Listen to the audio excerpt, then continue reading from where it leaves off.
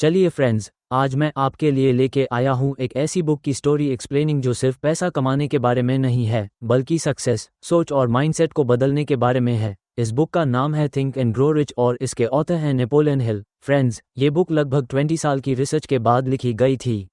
Napoleon Hill ने दुनिया के सबसे सक्सेसफुल लोगों को स्टडी किया, जैसे एंड्रू कार्नेगी, हेनरी फोर्ड और थॉमस एडिसन। उन्होंने एक सिंपल लेकिन पावरफुल बात समझी, सक्सेस पहले दिमाग में बनती है, बाद में रियल लाइफ में। इस बुक का पहला और सबसे इंपॉर्टेंट कॉन्सेप्ट है डिजायर, यानी जिद। नेपोलियन हिल कहते हैं कि सिर्फ विश करना काफ़ी नहीं होता। आपके पास एक स्ट्रॉन्ग डिजायर होनी चाहिए, ऐसी डिजायर जो आपको हर दिन आगे बढ़ने के लिए मजबूर करे। जब आप किसी चीज़ को पूरी शिद्दत से चाहते हो तो आपका दिमाग सॉल्यूशंस ढूंढने लगता है और धीरे धीरे चीज़ें आपके फेवर में होने लगती हैं। दूसरा कॉन्सेप्ट है फेथ, यानी विश्वास। अगर आप खुद पर भरोसा नहीं करते तो कोई और भी आप पर भरोसा नहीं करेगा। पॉजिटिव सोच, पॉजिटिव बातें और पॉजिटिव इमेजिनेशन मिलकर फेथ क्रिएट करती हैं। जो इंसान अपने दिमाग में खुद को सक्सेसफुल देख लेता है, वो रियल लाइफ में भी सक्सेस के करीब पहुंच जाता है। तीसरा कॉन्सेप्ट है ऑटो सजेशन। इसका मतलब होता है अपने दिमाग से रोज बात करना। जो बातें आप खुद से रोज बोलते हो, वही धीरे धीरे आपकी रियलिटी बन जाती हैं। अगर आप खुद से कहते हो कि मैं फेल हो जाऊंगा, तो आप फेल ही होंगे।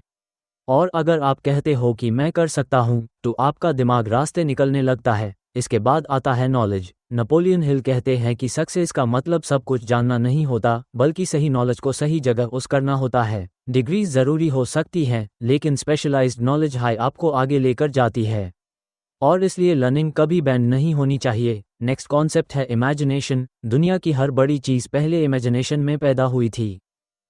मोबाइल, इंटरनेट, सब पहले किसी के दिमाग का आइडिया थे। इमेजिनेशन वो जगह है जहां फ्यूचर बनता है।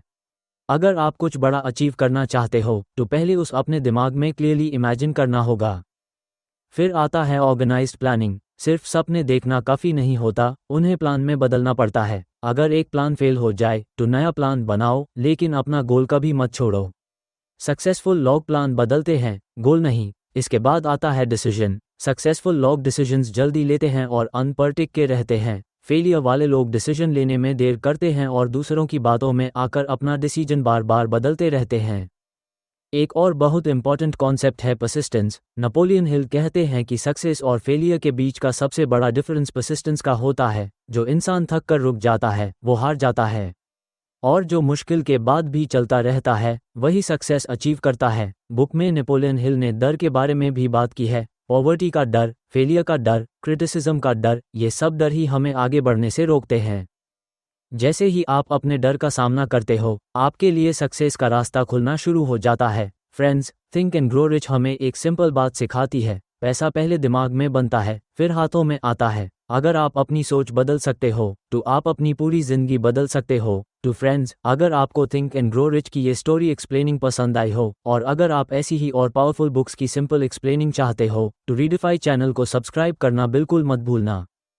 मिलते हैं नेक्स्ट वीडियो में एक और लाइफ चेंजिंग बुक के साथ। Thank you friends.